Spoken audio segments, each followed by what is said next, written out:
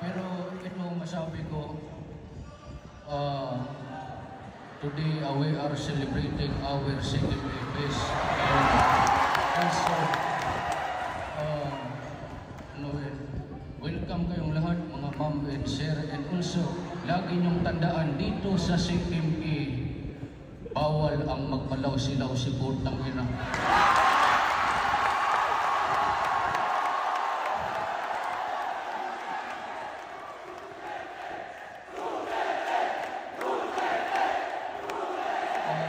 Once again, sabi ko lang, I am Rodrigo Duterte.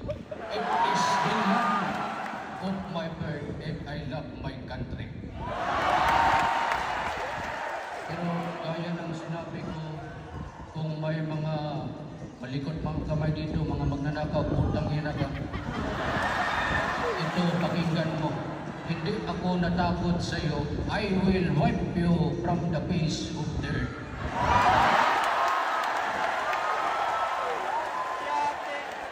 Lagi niyong tandaan,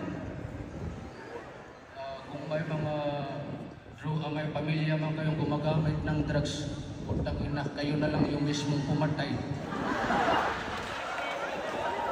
Ito, takot ako sa ano na yan, mga kalimutan ko tuloy. But, yan lang po, no, maraming salamat sa pag-imbita sa akin dito.